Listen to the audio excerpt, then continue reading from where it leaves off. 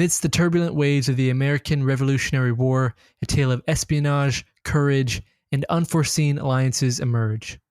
A young enslaved man named James Armistead was standing at the front of an espionage mission that could tip the scales of war. You're listening to Casual History.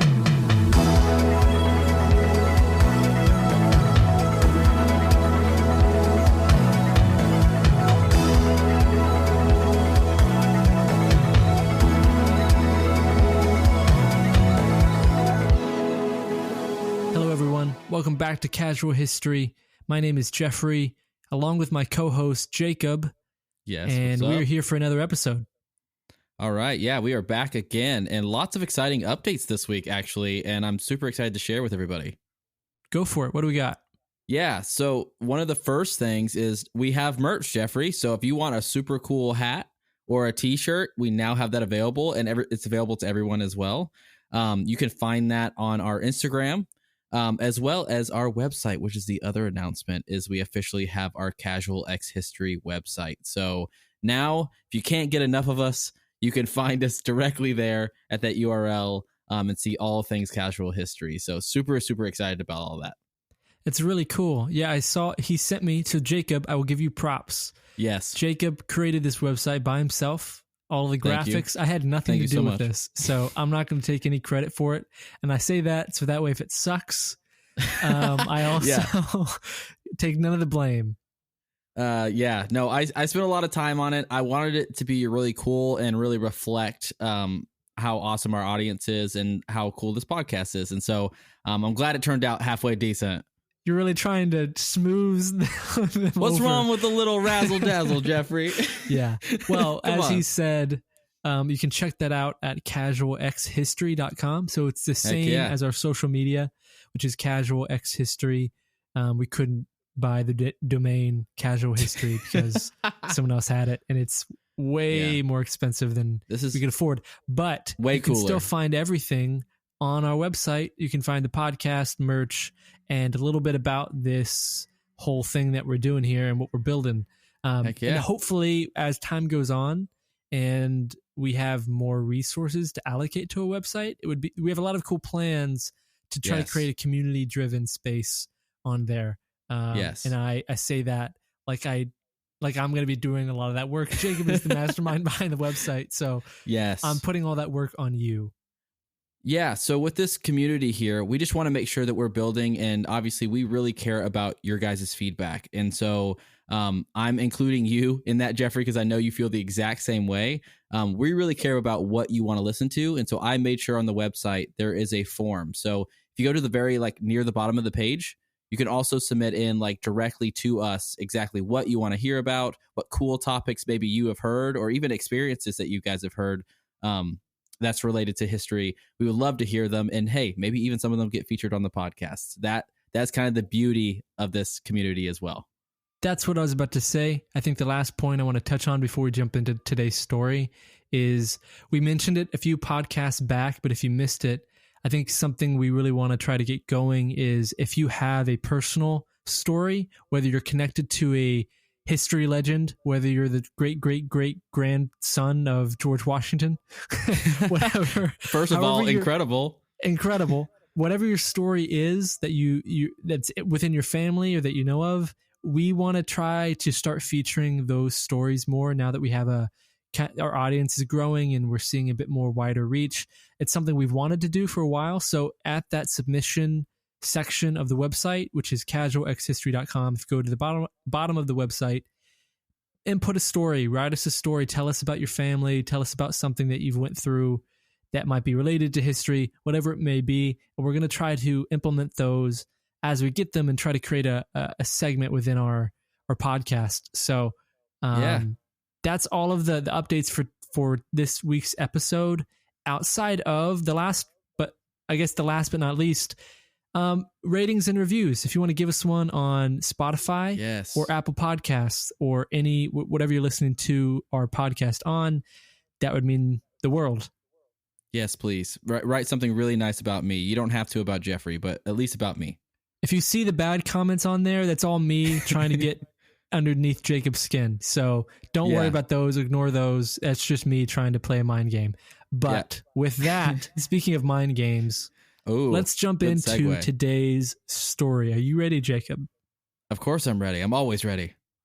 Then let's jump in. So I want to set the scene a bit here, okay? Please do. And today we're turning back the pages to the late 18th century. As I'm sure if you're an American currently, I'm sure you understand that was a pivotal time in American history. It was marked by the American Revolutionary War, and this was a period of unrest and upheaval as 13 colonies sought to break free from British rule. That's right. We dumped all that tea in that harbor. And so this struggle for independence being felt across the Atlantic, the French alliance and American colonies, steered by shared interest in curbing British colonial dominance, added a layer of international intrigue to the war. And so at this point in time, the Revolutionary War was not merely a military conflict. It was also a crucible of ideas, aspirations, and a fierce desire for self-governance. The spirit of liberty was the lifeblood of the colonists, resistance against the oppressive and monarch of the British. Something that I think the Australians relate to. You know, you get dumped off and wow, start your. We're getting Australian accent on the pod. You guys are in for a treat. No, yes, we're keeping it in. we ain't cutting that out. Come on, keep on going. Okay. Well, that was such a side tangent. I love it. And it was this fight for freedom that resonated in the hearts of many across the colonies and beyond. Among the many facets of this struggle was the covert world of espionage, the one we're going to be diving into today, a realm where information could tip the scales and determine the fate of battles. And so as we delve deeper into this period of historical significance, we encounter various individuals whose lives were dramatically altered by the tides of war. One such individual was a man named James Armistead. Do you know who James Armistead is, Jacob? I've actually have heard his name before. Now, I don't know much context, which sounds very similar to most topics that we have on the podcast, but I'm very excited to learn. I was really intrigued by his whole story. It's really fascinating, and I'm excited to share it here. There's a lot to get into, so we'll try to take this piece by piece. But for those who don't know, James Armistead was an enslaved African American in Virginia at the time, and his life, like many others, was defined by the rigid societal structures of that time. Born into bondage, James had never known a life of freedom, and his world was confined within the bounds of his oppressor's estate. His future seemingly etched in stone at that point in time for those underneath that brutal time period. And so when the winds of change begin to blow, as Bob Dylan once murmured in his twang, when the murmurs of a revolution began to spark, and that turned into cries for liberty, James saw this as an opportunity not just for personal liberation, but also to contribute to a cause that was larger than himself. James had an owner at the time, a slave owner named William Armistead, and he was weirdly supportive of the American cause. And so with his support, James ventured into the risky domain of espionage and warfare. His aim was to provide the American forces with vital information that could aid them in their struggle against the British. And so, as we traverse the narrative of James Armistead's life, we're going to be exploring his contributions to the American Revolutionary War through his eyes, and we'll gain a glimpse into the murky world of the 18th century, really dirty, filled with dirt and mud, filthy, murky world. There's no soap at all, but lots of espionage. Yes, and the complex dynamics of a society on the brink of monumental change. His experience, I think, illuminates the human aspect of war, the personal stories interwoven with the grand narrative of a nation's fight for independence. And so James's story is not just a tale of his personal courage, it's a window into the broader narrative of a nascent nation struggling for independence. His actions, along with the contributions of many unsung heroes, played a crucial role in shaping the events of that time. It's a reflection of the indomitable spirit of countless individuals who, despite the shackles of oppression, dared to dream for a free society and just society. And so, with that, Jacob, today we're going to be unraveling the intricacies of his espionage activities and the risks he took and ultimately succeeded in leading an insane story of espionage and thrill, very single-handedly tipped the scales of the Revolutionary War. And we're going to get into that today. Are you up for it? That's incredible. I feel like I could run through a wall right now. Was that a motivational speech? That was amazing. I feel I'm swelled with pride and I don't even know how to feel right now. That was incredible, dude. You guys are in for a treat because we are on one tonight, and this is a night pod, and Jeffrey's killing it, man. So I'm so excited. I could not be more ready. Let's jump into all the spy shit, man.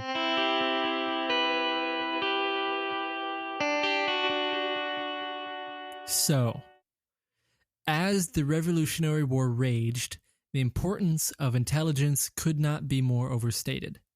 The American and British forces were constantly vying for an advantage, as most wartime generals want. You want an advantage, you want an edge. Yeah, and intelligence, honestly. And intelligence and success. Yes, so, all three. Triple threat. In this clandestine war of shadows, information was as valuable as gunpowder. Amidst this backdrop, James, with the permission of his oppressor, William Armistead — I'm calling him the oppressor, by the way, because I think it kind of speaks to the levels of just the time period here and kind of how it should be referenced. And so that's, as I'm referring to William Armistead, who has his own story, which is semi-interesting, just as a little caveat and note. So after this, James volunteered to serve the American cause in a most dangerous capacity. As a spy, his decision was daring, especially given the severe consequences if he was caught. Nonetheless, James was determined to contribute to the fight for freedom. And so, before actively choosing to serve the budding republic that denied him his freedom, Armistead already had a fairly close-up view of the conflict. His owner, William Armistead, owner being oppressor, managed the military supplies for the state of Virginia after the war began in 1775 and 1780. And so by the time we hit 1780, James and William moved from the Virginia capital of Williamsburg to a new capital, Richmond. And it was in the following summer that James got permission, if you will, to join the armed forces. And so at the time, enslaved people could fight on either side of the war, with the freedom as an incentive for their service. Armistead didn't take up arms in the war, however. Instead, in 1781, he was stationed under the Marquis de Lafayette, commander. You said that perfectly. Okay, wonderful. Of the Allied French forces. And they were a key ally of General George Washington that was there to infiltrate the British Army through espionage. Didn't George Washington, he is pretty much credited with like creating a spy network for the first time for a country, correct? You're taking the words out of my mouth. Oh, dang it. Okay. Yeah, no, not in a bad way, but in a good way. Exactly. George Washington was a BAMF. Yeah, dude. He like pulled that out of nowhere, right? Like, 'cause that wasn't like a thing, like where people created spy networks for that information. And so I believe he's credited with that. Same with guerrilla warfare at the time. Like, that was such a new way to engage in warfare. Everything was so gentlemanly and like had rules. War used to be fought in such a rigid, like you walked in a line, and if you were shot down, you just continued and filled in that line. Like there was like rules to engagement that were kind of thrown out the window, especially with the Revolutionary War, which definitely affected the outcome, the different battles, and even morale probably of both sides, and how that was taken. And I think it's interesting when you think back to it, that was even not to say that shouldn't be a thing, that there shouldn't be rules to war, but it's just interesting that was such a like a way of life. Like if you're going to go to war, this is how you go to war.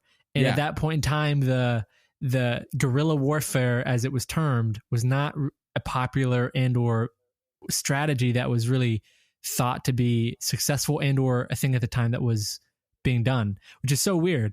And same with this espionage network. Of course, spies were always a thing for a long time, but the way that this was organized and like executed was really something really interesting. And again, George Washington, a lot of credit to him. But James ends up being one of these spies. And so it was at this point in time in 1781 when James adopted the guise of a runaway slave. Okay. So he used his real life position and he basically adopted the guise of a runaway slave seeking refuge within British lines. And so with this, he was infiltrating enemy lines. And I just want to also picture this. Could you imagine doing that? Could you imagine trying to, I mean, obviously at the time he was a slave and he's now using that as a way to get in with the British, but also to help his oppressors at the, like, it's a weird, it's insane layer, you know? Yeah. There's so many nuances to that as well. And I like, again, just taking, the courses and the stuff that I do know a little bit about the Revolutionary War, it was also something where, at the end of the day, just like a little spoiler alert, but like some people won their freedom and some people didn't. So even just the chance that was the possibility led to, I'm sure, a lot of this motivation, right, is very much to be free. And so, incredible, like so brave, like I can't even imagine like the consequences for any normal person being caught as a spy, but let alone being in that position as well, had to, like, the stakes were even higher. Yeah, he had to have an aptitude for deceit. He had to be ballsy, and you have to be smart. You have to be cunning, you know. And at this point in time, he needed to be a chameleon, blending into the British camps, gaining trust, all while harboring a secret allegiance to the American forces. And so James managed to gain the trust of the British officers at the time, eventually finding himself in the service of the notorious General Benedict Arnold, and then later, General Lord Cornwallis, who I think we probably both know. And his guise was convincing, his demeanor unassuming, making him a perfect candidate to eavesdrop on the British forces and their plans. And so his days within the war were a balancing act between maintaining his cover and seeking vital intelligence. And so when he first came on to enemy, again, with his disguise of a runaway slave seeking refuge, he first took on menial tasks, right? So the basics of a wartime group. But again, this is just interesting to me, I think, at the time, because he was fighting within soil that he knew, right? He had vast knowledge of the terrain that they were on, and a trait that wouldn't seem suspicious for a local runaway. And so it was useful both to Arnold and Cornwallis for British intelligence during the war. And so they assigned him the task of spying on the colonies. Oh my gosh, he was a double spy? Yes. So they see this in their minds. They see James, and they think that he's running away from his oppressors, right? Us, the Americans at the time. And they see his vast knowledge of the area and, you know, knowing the terrain, where to go, which, again, if you've seen a few, I think we've both seen a few, but seen some really documentaries, they came in, they didn't quite know what they were getting into, the British forces. And so that was a vital and really important piece. And so if you had that knowledge, it leads to you being a double spy, and them saying, okay, since you're within those ranks, they know you, go back over there and spy for us on the colonies. Which that just blew my mind. How does that not make you nervous on both sides? Like, exactly. How do you know? But also that is insanely wild. But again, like there's a lot of context to this. So exactly right. You're seeing someone who knows the terrain. Guerrilla warfare is kind of starting to become a thing. I don't know, like if it happened like midway through, or that just kind of how the Revolutionary War kind of started, was very guerrilla, like very much about the land, right? We had been here. We knew exactly where to go. The British did not when they come over here. But there's also other elements that I know about, which is that in the back of their minds, though, like even though like Cornwallis and everybody was fighting the, like, you know, what was going to become the United States, they very much thought that at the end of this war, they were going to be adopted back into like British society. Like they were going to come right back in with open arms. So they were riding also this very fine line of, okay, how hard do we push and crush them? And how much do we lean back? Because eventually, like, we're going to have to accept them in, and we can't have like us be that brutal that they won't accept us again. And so like that, there was a lot of nuance to this as well. And so I can see that there's like little like lines and threads weaved throughout that as well, in their tactics and how they're kind of going about this. But that is wild. I don't know. I can barely keep up with with the amount of stuff that I'm doing now. Imagine being a double spy in a war, Jeffrey. Yeah. Insane. And I think that's a really interesting point that you just pointed out, because I think when you do that, it did allow for the colonies at the time to go, fuck it, you know, balls to the wall. We're going to do anything and everything. And that's, again, guerrilla warfare was termed and created from this position of, we're going to take 10 guys and just shoot from the shadows and try to kill your convoy lines. Like, we're going to do things that are not traditional in war, that really just completely make chaos, cause chaos. And things like this really, I think, point to that, which is spy rings and intelligence was so important. And so I just find that interesting.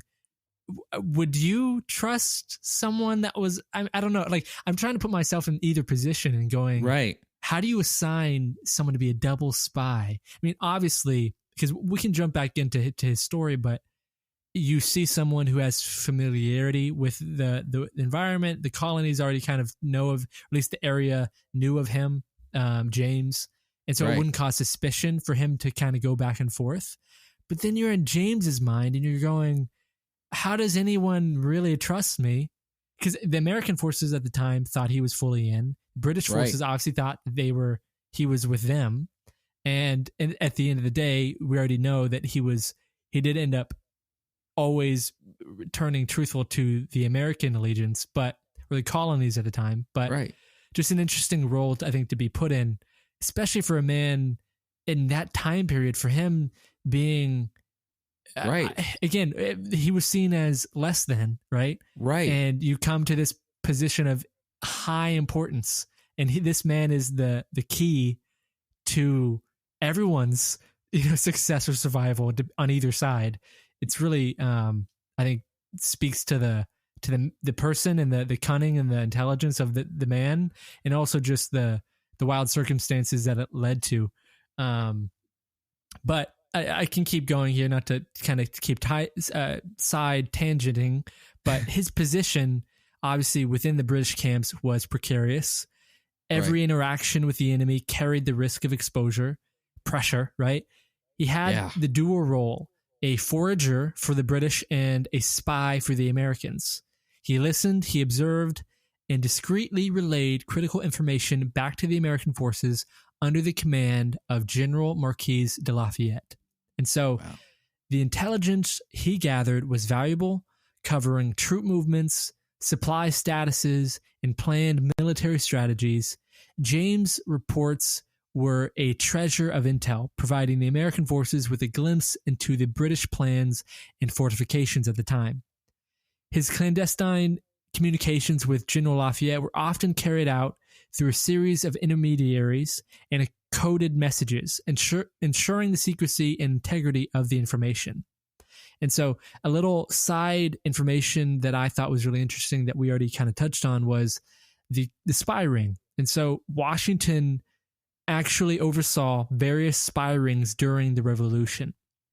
Spies kept tabs, like James, on the British and planted false information regarding the American military effort. And one of the biggest known rings is the Culper spy ring, and it was the most famous. Major Benjamin Talmadge was the group's leading figure and its liaison with Washington. And basically, they collaborated throughout the whole Revolutionary War to develop specific tactics throughout that war.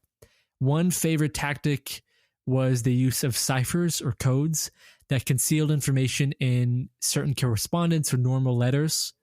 And because mail was often intercepted by the enemy, ciphers had to confuse them. They had to be simple enough for the receiving party to figure out that it was a coded message and decipher it, thinking that they were going to get vital plans, and then it also be this weird head trip where it's false flags. Okay, it's a psyop. Right. The first it's fully wild. formed psyop. James Lovell is a cool little story that I think could be its own podcast about, but he was a known cryptographer and he exchanged letters with John Adams, but his cipher was so complex that Adams never understood Lovell's messages. And I think that's just like an interesting piece of the puzzle where Americans were disadvantaged in the use of ciphers because they had none when the war started. Again, This goes back to the Washington point about really propelling, any, I guess, wartime society. You need this. And while the British at the time also had vast experience, cryptographers already by this point, but sorry, go for it. I interrupted. No, you're good. No, you're totally fine. I was just going to interrupt with a small little point too. Like something that was like the genius of Washington too that I had read with this spy network and like specifically was also his use of non-traditional things. Like he was going outside of the norms and breaking a lot of rules. One of them too being like he would employ, basically he would recruit like even women, right, who would typically not be in any sort of like fighting like infantry or conflict, right? And they would be spies for them. And even some of their networks would literally be like whenever they saw like troops coming, they would say like to initiate that like message, they would go out to the clothesline and put up like a white sheet or like move around their clothing. And so like there's like lots of crazy little intricacies like that where I think there really is some genius in that idea that just like stuff that had never been done before that I knew of. So it's pretty wild. No, completely. And that's why I wanted to kind of give some context here, because both the Americans and the British used invisible ink. I don't know if you knew that. That was something that I don't know why I just thought was kind of fantastical, or I don't know, in a real-time war situation, for some reason, I think I'm just ignorant. I didn't think that was something that was used, but it was. And because the application of heat to uncover hidden messages was general knowledge, Washington proposed creating an alternative ink that was only revealed when a specific secret chemical mixture was poured over it. And so in a letter to Elias Boudinot, we'll go with that, Washington explained his idea as, and this is in quotes, a liquid which nothing but a counter liquor rubbing over the paper afterwards can make legible. Fire, which will bring lime juice, milk, and other things of this kind to light has no effect on it. Thought that was really interesting. I was about to say the lime juice thing, because my mind goes immediately. Yeah, I think of National Treasure, but I also know that like that's something that like we did as kids too at one point in time. I remember like us playing around and like trying to use lemon juice to write secret messages in places. Like it's so crazy to think that like that stuff was actually used and vital. Absolutely vital to understanding troop movements, like the most important stuff in war, life and death. Yeah. And Washington brought this idea to fruition with the help of Sir James Jay, who is brother of John Jay, a member of the Continental Congress and future co-author of the Federalist Papers. And to avoid detection, because he worked with scarce ingredients, Jay was able to produce only small quantities of this ink. And so Washington referred to the ink as sympathetic stain or medicine in his correspondence with Jay and fellow officers and anyone in Congress. And Washington also insisted on the need for more ink to prevent damaging leaks of information. One unfortunate incident which I thought was interesting, occurred when the British captured letters exchanged by Washington with Talmadge in July 1779, where neither Washington nor Talmadge had used codes or ink.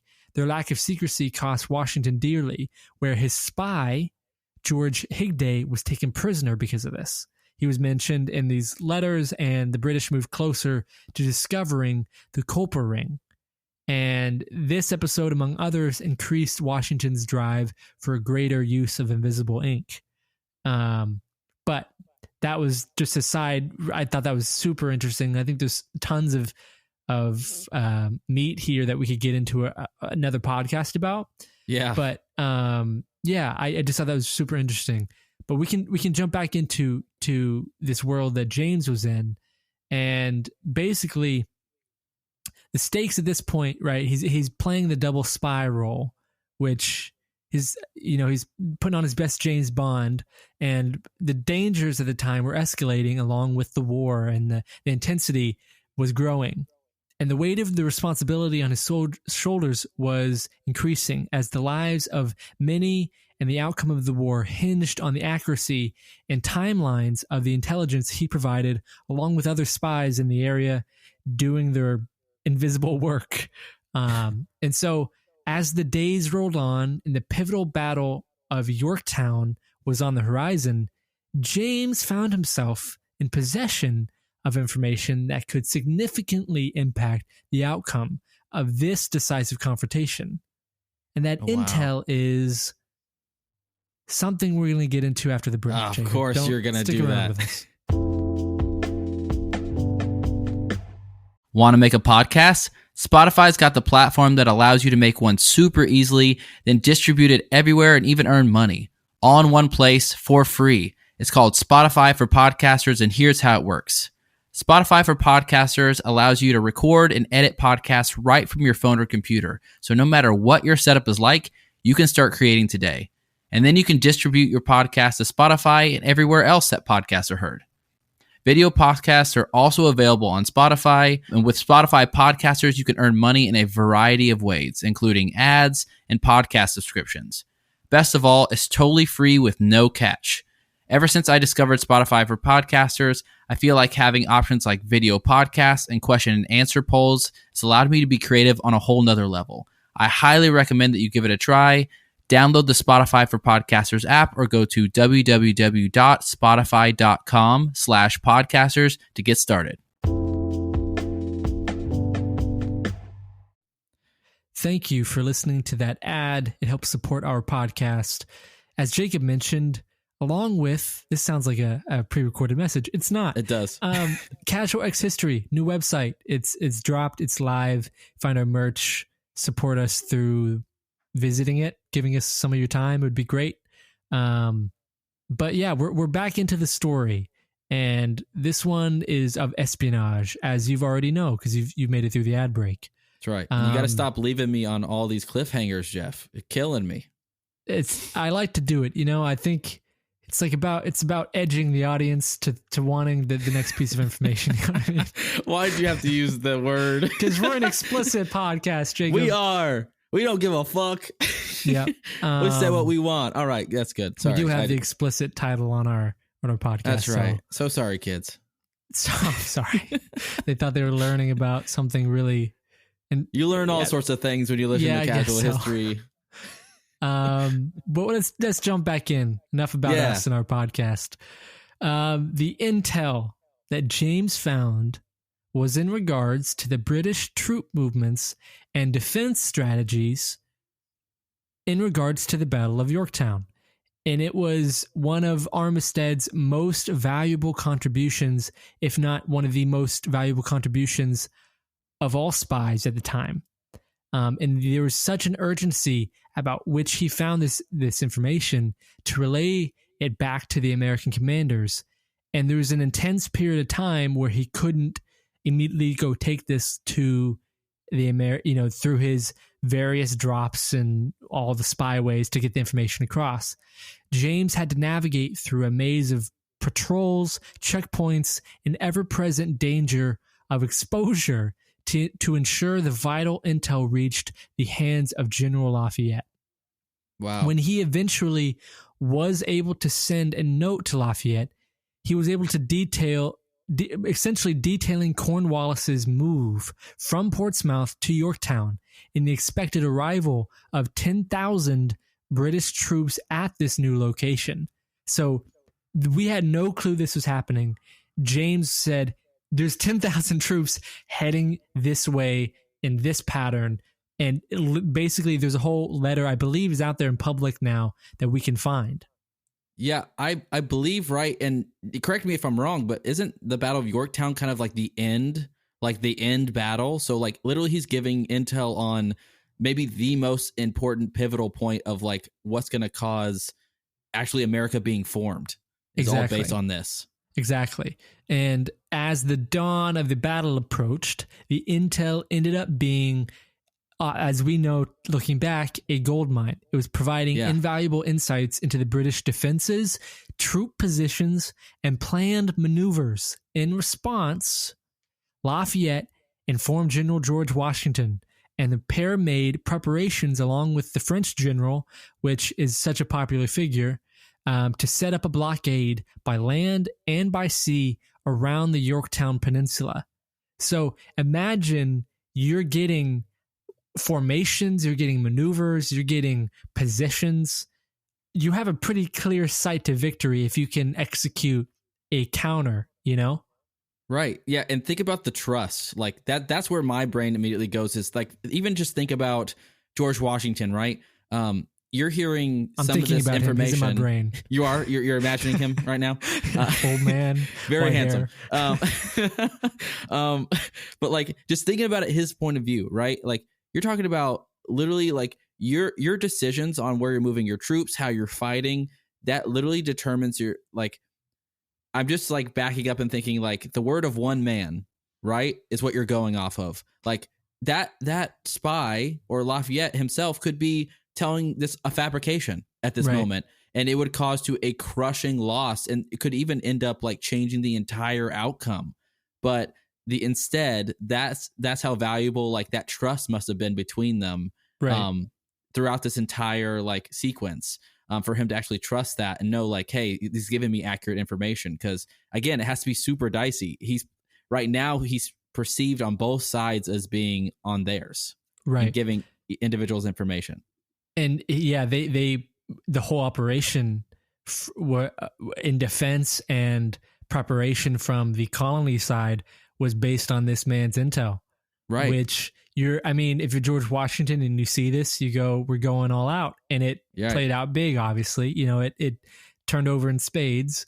And so, as the Battle of Yorktown commenced with a relentless bombardment, the skies over the battlefield filled with the roar of cannons and men, little painting the picture for you, leveraging this intelligence provided by James on October 19th, so we're just a few weeks past, 1781, General Cornwallis, facing the inevitable defeat, surrendered, which was, I also want to put emphasis on this, insane.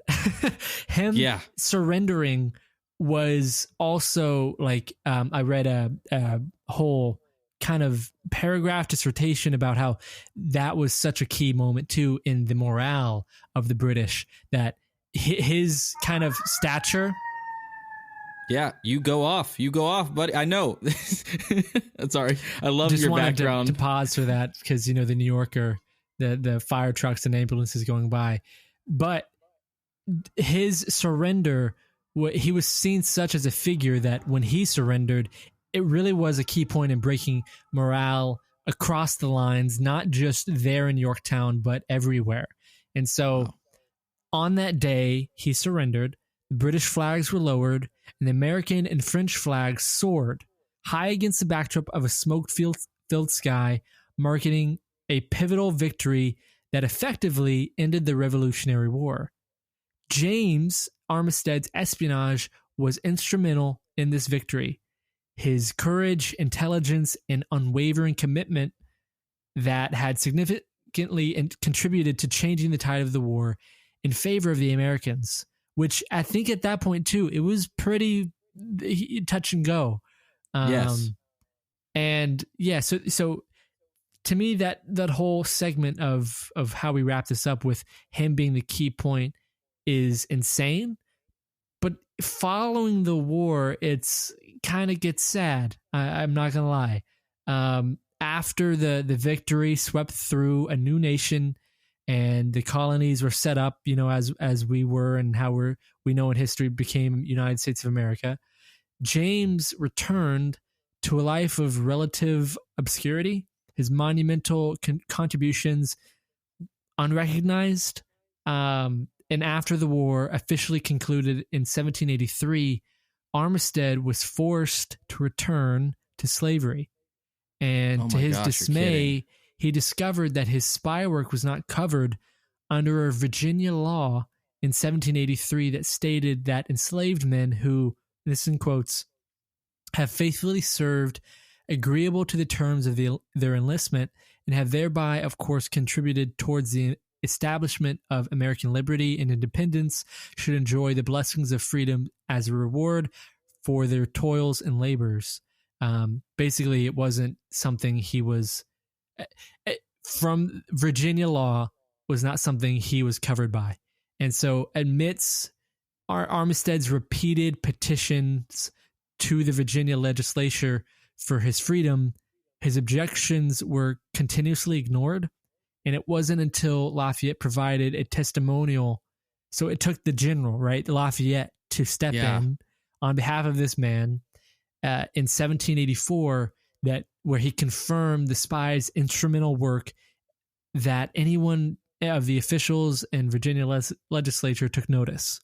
And so it was after that point. Wow. And the note that Lafayette wrote, and this is again in quotes, "This is to certify that the bearer has done essential services to me while I had the honor to command in this state. His intelligence from the enemy's camp were industrious, collected, and most faithfully delivered. He perfectly acquitted himself with some important commissions I gave him and appears to me entitled to every reward his situation can admit of." So good on Lafayette there, yeah? Yeah. Oh my gosh, that is insane. I cannot believe. I mean, I can believe. It just makes me so sad to hear that, because I did not know. Yeah. Wow. And as a result of this letter in 1787, so you see the time difference, years pass, Armistead finally became a free man. And appreciative of the Frenchman who helped him acquire his freedom, Armistead changed his name to James Armistead Lafayette. Oh. Which is the name that it's kind of famous, is because he took on the Frenchman who wrote the letter to confirm his already rightly deserved freedom. And so Armistead went on to move 9 miles south of New Kent, Virginia, where he'd spent so much of his life as another man's property.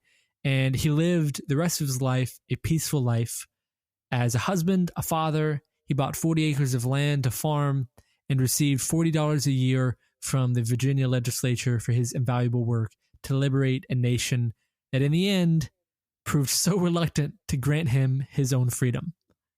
Honestly, not enough. Absolute legend. That's crazy. I'm so happy that it ended that way, that he finally got his freedom and that he was able to live a peaceful life. Absolutely deserved. And I cannot believe that was ever in doubt. But again, it makes me wonder too, let alone that happened to normal soldiers of we can't confirm or deny. And so really weird instances happened like that throughout after the Civil War is over. But also with him being a spy, I'm sure it had to be doubly as hard, because again, the whole intention of the spy is that you're not supposed to be noticed, that you're supposed to be completely, hidden from everything. And so, again, think that's such a awesome move on Lafayette's part to write that and present that, and him finally win that freedom that he definitely deserved. Yeah, and I think it made me. Again, it's the reality of the situation, and I didn't want to sugarcoat, his. I think I tried to write that line of I wanted to bear it all open for what was real, and also provide him as a man and not just as a slave. He was a man, and he did things that were important for him and other people that he saved, and he just his instrumentation in this war. I don't know. I think there's a weird line to try to like add that slave element into it, and also try to discern that he was his own man and the things that he accomplished were on his own right and his own, skill. And just trying to write that line of presenting it that way was really important to me and made me really happy to present his story. Honestly, reading through this and putting this together. And I'm just happy to share it. And I hope those who listen can get something from this. And I hope this was a good episode of Casual History. Yeah, that's all I got for you guys. That's all I got for you, Jake. That was awesome, man. And I think you handled that beautifully. And that's something that we'd ever want to do, right? We'd never want to like sugarcoat, like there are dark stains on history sprinkled throughout. And that is just one of them. And definitely, I think you handled that very, very respectfully. And again, I'm so happy that it ended the way it did.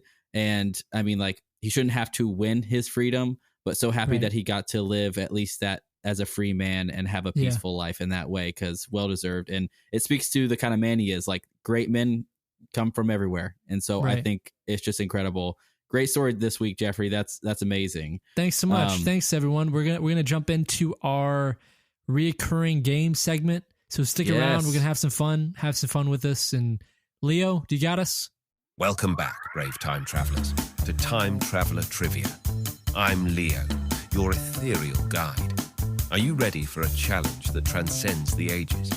Here's how our game works. In each round, I will regale you with 3 tales from the vast corridors of time. These tales will be strange, bewildering, and sometimes downright wacky. But here's the twist. Only one of these stories is a true piece of historical lore, while the others are clever fabrications from my ghostly imagination. Your task, to use your knowledge, intuition, and perhaps a bit of luck to discern the real historical event from the phantasmal fiction. All right, so we are back with our game show. I'm excited for this week. Honestly, this game is so much fun for me because like these are the little nuggets that I feel like you can pull out at parties. Like whenever we learn some of these things, like how ridiculous history can be, it's kind of like the perfect little like nugget that you can share with anybody. Like, hey, did you know this thing actually happened? Play some bets on it, Yeah, play some bets. Heck yes. And I know you won last week, so I'm looking to kind of recover with this one here. And in fact, we even have a little bit of like different, I would say like themes of each round. So I'm super excited to kind of just hop right in. You know what this could eventually be, Jacob? What? This could be an app or a game on our website. Ooh, I like that a lot. We should do that. Seriously. Or a card game or something, like casual history cards, like a card game. I need to make that right now because I would patent be that idea. That if you're listening to this, everyone, you're gonna have them patent it. I'm saying don't take it. This is our idea. Don't do it. Stated, write it in podcast record. But if we do, we have to have absolutely insane like art on the cards. Like, I mean, like we talked about a couple weeks ago, like they put a corpse on trial. I want to see a really crazy like drawing cartoon description. Yeah, of like a man yelling at a corpse in a chair. Like I want that to be in those cards, but that would be really dope. I like that idea. Yeah, that's something we should totally work on. Heck yeah. But let's get into this week's game, yeah? Yeah, let's do it. Round 1. Round 1. The Underground Railroad to Mexico. Did a lesser-known branch of the Underground Railroad help escaped slaves find freedom and a new life in Mexico? The Antarctic Oasis. In the early 20th century, did explorers discover a warm, lush oasis hidden deep within the frozen landscape of Antarctica, complete with thriving plant and animal life? Nellie Bly's Race. Around the world. In the late 19th century, did journalist Nellie Bly embark on a whirlwind journey to circumnavigate the globe in under 80 days, inspired by Jules Verne's famous novel? Sorry, Leo. See, Leo seemed to have a little trouble there with that last one, but that's okay. Yeah, we got him. He got a little tripped up. I understand, man. It's tough being on the mic, man. It can be tough being a game show host. It can be. He's typically so well spoken and direct, But yeah, I have a few thoughts. Yeah, So do I. Hit me with them unless you want to try to keep them to your chest and. I mean, with the amount of losses that I've taken here recently, you don't feel want to give anything away. I know, and then watch me still be wrong. But to kind of lightly touch on it, I feel like there's a couple obvious ones. 2 is interesting because it feels something that sounds almost obviously fake, but I can imagine them talking about like fauna that is like related to like, again, very cold temperatures and climates. Right. But I still have a lot of skepticism there. 1 could be real, and 3 feels really like more real to me than the rest. What are your thoughts? I'm not going to give you my thoughts. I'm going to give you my answer. Of course you're not. I'm gonna. All right, I'm going to shut up then. For it. Do you want to say it on 3, or how do you want to do this? Oh man. Okay. Yeah. Let's do it. No. Don't give. I'm not going to give you. Let's just. No. I just need to. Okay. All right. I've decided. I've settled. All right. 1, 2, 3.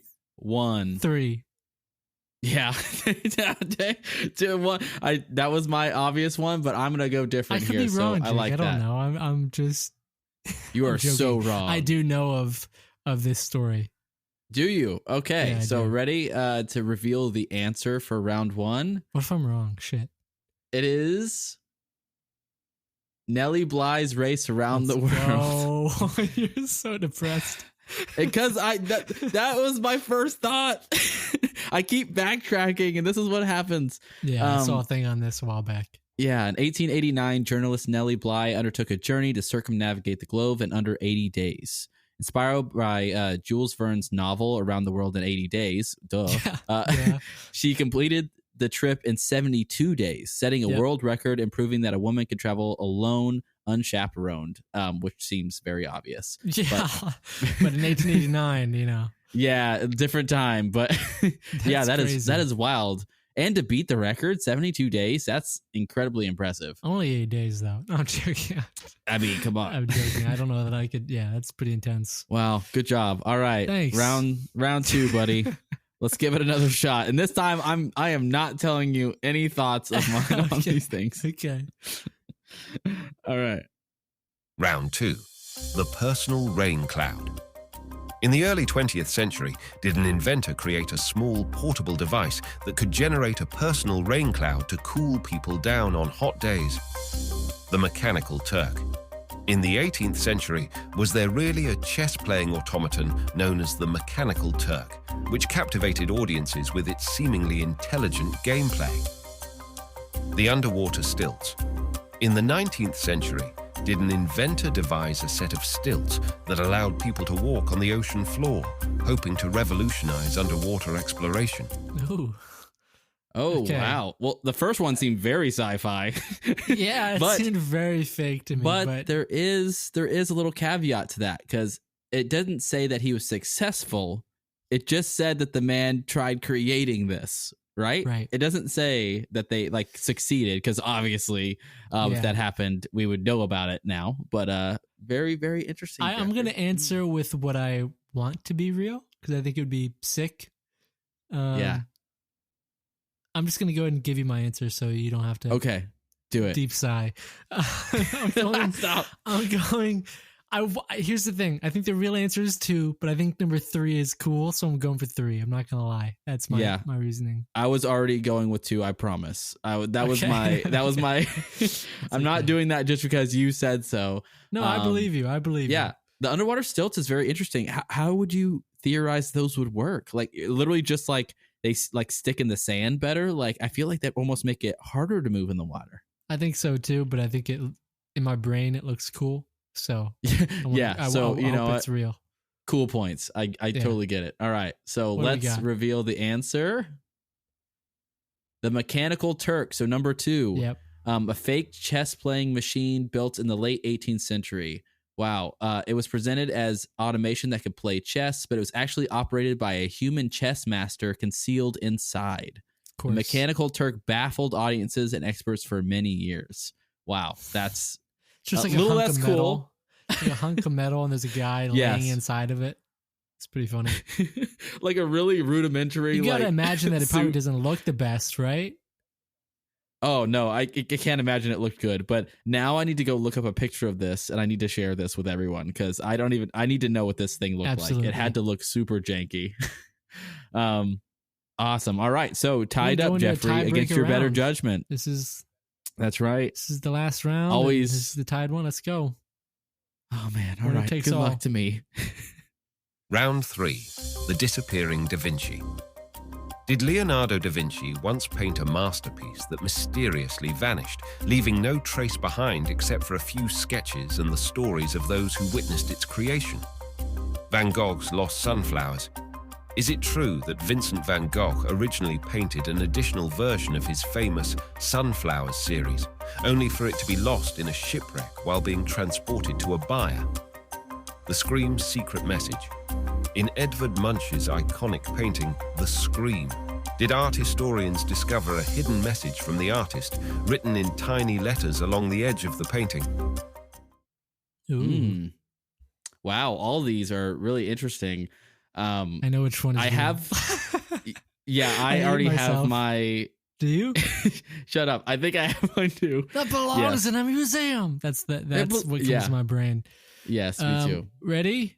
1, 2, 3. 1, 2. Oh, really? Oh, Van Gogh. Also, yeah. I was super distracted by Leo's interpretation of Van Gogh.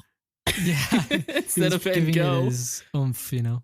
He was giving him his due. Wow. Okay, so you're saying that you know this one, that this is true? Give us a little insight into what you know. Maybe I'm completely wrong. How I understood it, because I've read a book about Van Gogh once, and I also saw a documentary. There's like a YouTube thing around it, and I could have swore in there was something about he had an alter. There's like a famous story about him losing the other sunflower in shipwreck. That's all I remember. So I really assume I'm but watch me right, because the second part of me wanted to say The Scream, so maybe I'm just drawn to the art ones. I don't know. I feel like pretty confident. So like this means that obviously if I'm wrong, then I stand on this loss, because I really do. I feel very strongly about the Leonardo da Vinci thing. I feel like I have heard some sort of inkling about like lost paintings that he has done. That to this day people cannot find, but people have witnessed him painting this or working on it. Because I even think Leonardo used to do like tours, like he used to like travel around as he did paintings.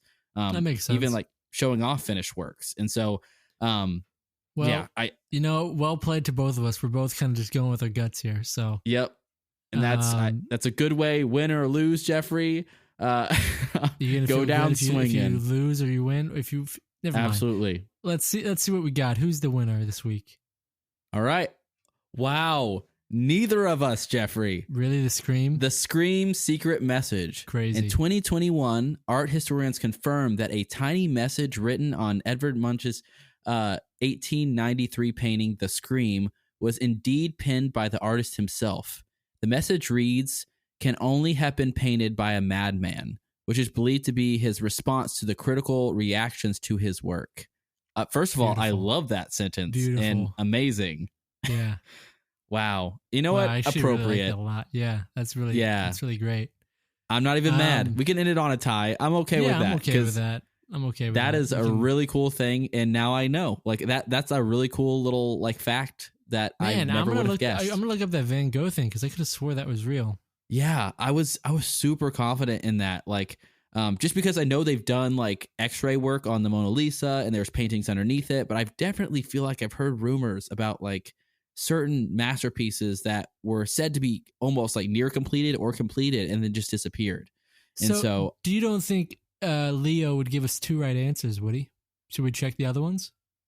I mean, I can check, but I specifically said, give me the one true story in this. Okay. So that'll be something for another time. Yeah, let's believe it for now, because I'm sure there is some nuances. Maybe those are just like theories and little like things that people have heard, but none of those have been like have factual like stuff to it like the Scream message does. Okay.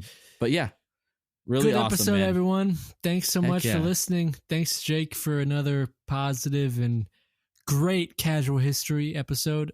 You're coming in next week with information. I'm excited to sit back and learn. And for those who don't know, check us out on Casual X History all over social media.